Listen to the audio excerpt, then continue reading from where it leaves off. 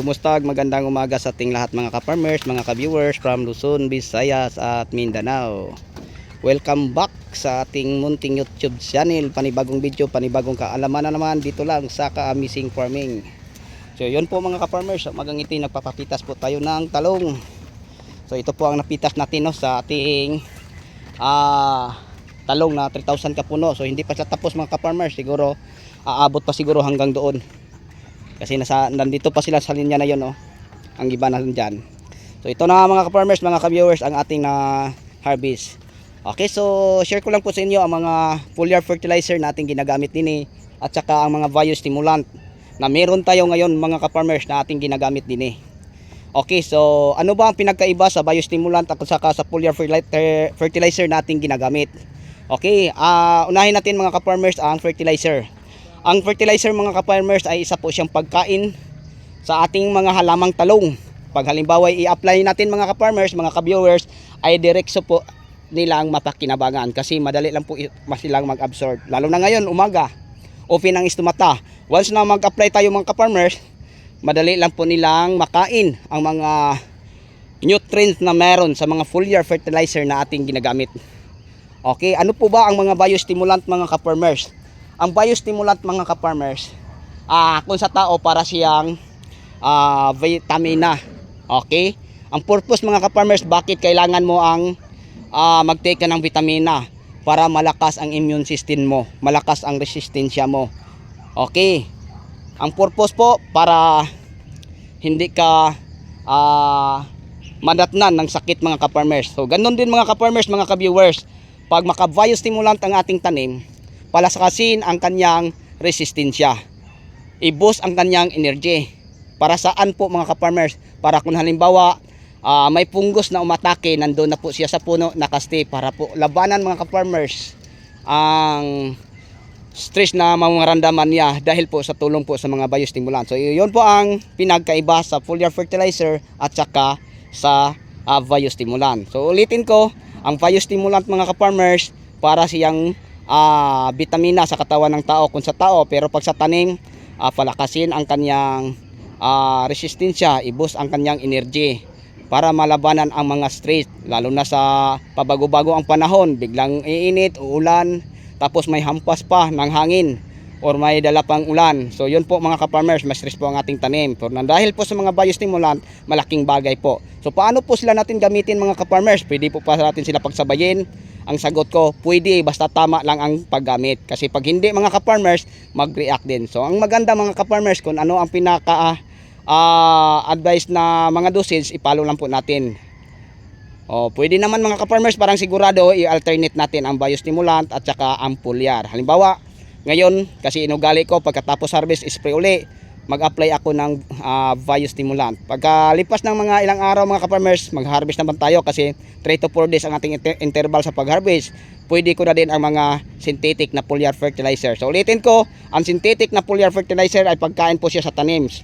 Once na i-spray natin siya, madali lang ma-absorb at madaling mapakinabangan ang mga available na mga nutrients na meron sa mga foliar fertilizer na ating ginagamit. Samantalang si biostimulant matagal din mga ka-farmers. Para bang fertilizer, synthetic fertilizer at saka organic fertilizer.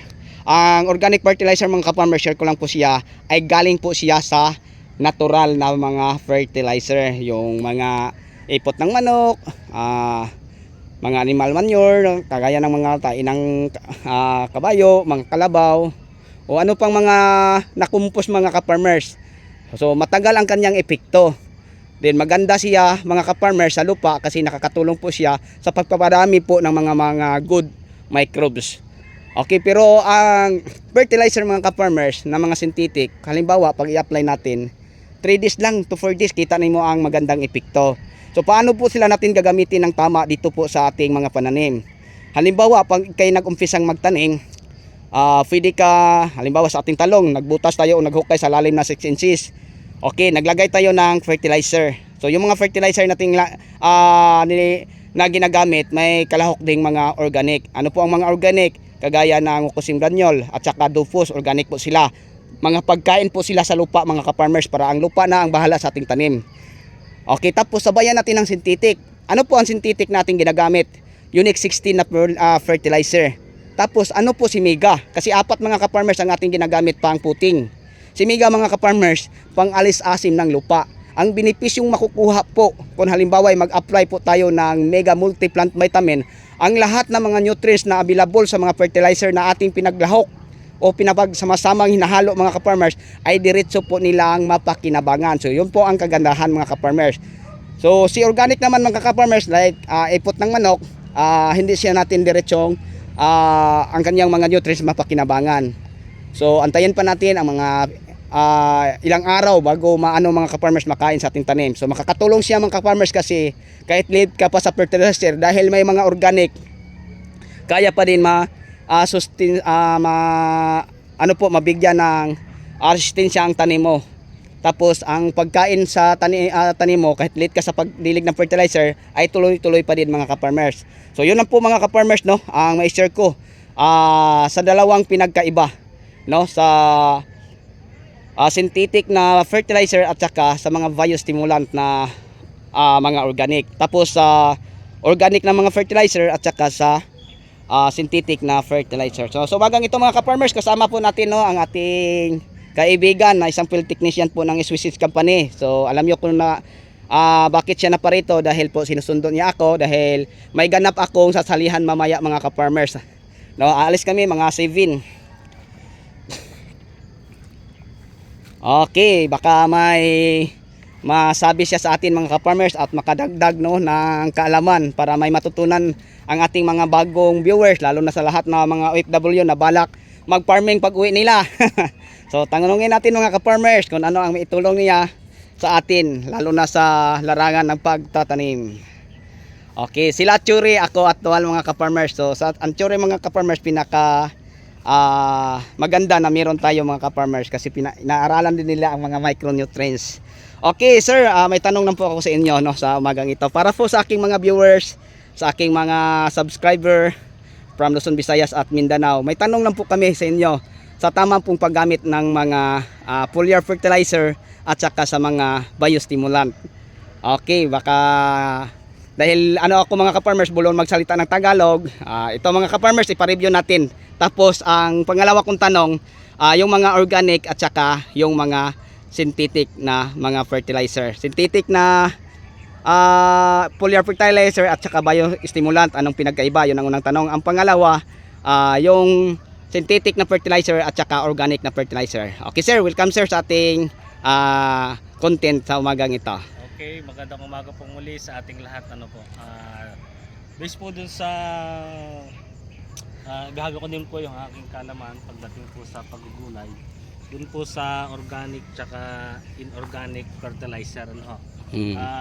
Ang organic fertilizer po natin, ito po yung kalimitan pong nilalagay po natin sa lupa. Ito yung halimbawa mga compost po na mga binulok na dumi ng hayop. Yes po. Yan po ay isa sa pinakamagandang fertilizer. Bakit po? Kasi ito po ay yung tinatawag po natin na slow release fertilizer. Habang tumatagal ay mas gumaganda po yung kalidad ng fertilizer habang pagkalagay po natin sa lupa. Ayos. Tapos yung ating po namang inorganic fertilizer, ito naman po yung mga synthetic fertilizer po natin na ika nga po ay pangmabilisan, ano. Yes po. 3 days pagkalagay natin ng abono sa lupa, May epekto na. makikita na agad po natin ang epekto na binigay natin. Makikita agad po natin yung bulas agad ng halaman, Ating tanim. ano. At isa po yan sa pinakamabilis upang magpadami ng bulaklak, ng dahon, ng bunga para sa magandang ani. Okay. Doon naman po sa mga biostimulant at foliar fertilizer, ito naman po yung ina-apply naman po natin sa dahon ng ating halaman, ano po. Kumbaga, meron po tayong inilagay sa lupa, kukunin ng ugat, at yun naman po nga foliar fertilizer, i-spray naman po natin at ang dahon naman po ang kukuha ng fertilizer. Para ang mangyayari po nun, sa lubong po yung pagkain ng halaman. Okay, Meron pong so galing sa lupa, meron pong galing sa dahon. Okay, so pinapadaan sa dahon sa mga stomata. Opo, yun po ang kalimitan pag tinatawag po natin na foliar fertilizer. Okay, so may pahabol akong tanong sir. Ano po ang pinakamainam? Halimbawa ako farmers, ano po ang mai-suggest mo sa akin? Pinakamainam na panahon sa pag-apply po ng mga foliar fertilizer o mga biostimulant. Ang pinakamaganda pong pag-apply niyan unang-una ay sa umaga or po sa hapon. Okay. Huwag po tayo mag-i-spray ng mainit na or katanghalian na kasi Okay. kalimitan po yung atin pong tinatawag nga po ni Sir Justred na stomata pag po maaraw na ay Close na. ay naka-close na siya. So Hindi na po niya ma-absorb yung ating mga nutrients na apply meron. na fertilizer. Kaya kailangan po mas maaga or sa paggabi na po. Okay, so salamat kayo sir no para po sa ating mga viewers. So mas pinakamainam mga ka-farmers, kagaya nito, hamog pa basta pandahon. So ang ibig sabihin, kung halimbawa mag-apply tayo din ng mga foliar, madaling ma-absorb at madaling makapakinabangan ang mga nutrients na meron sa ating mga foliar fertilizer or sa ating mga biostimulant na ating ginagamit. So napakaganda po mga ka-farmers no ang talking point namin sa umagang ito kasi meron tayong mga foliar meron tayong mga synthetic at organic na mga fertilizer na pinapadaan sa ugat at meron din sa dahon. So ang sa dahon yung foliar fertilizer at saka mga biostimulant. Sa dahon natin pinadaan. Tapos ang mga synthetic fertilizer at saka mga organic ay pinapadaan sa ugat. So bago tayo magtapos mga ka-farmers, mga ka-viewers, mega love shout out po sa mga bago nating subscriber, viewers, mga sharer at commentator. So sa inyong lahat at inyong walang sawang pagsuporta, maraming salamat po. So paki-share na lang po no sa ating live video o sa ating content ngayon mga ka-farmers. Parang marami pa tayong mga magsasakang magtutulungan. Simula dito hanggang sa buong mundo. Bye-bye po. Thank you. So yan mga ka-farmers, patuloy pa din silang nag-harvest kasi may 4 pa na linya na hindi pa nila napipitasan. Ito. Din eh. So dito mga farmers wala pa din hindi pa na-harvestan din eh. Ayan, may nagumpisa na sa bandang dulo. Okay, so sa inyong lahat hanggang dito na lang po. Maraming salamat. Bye bye.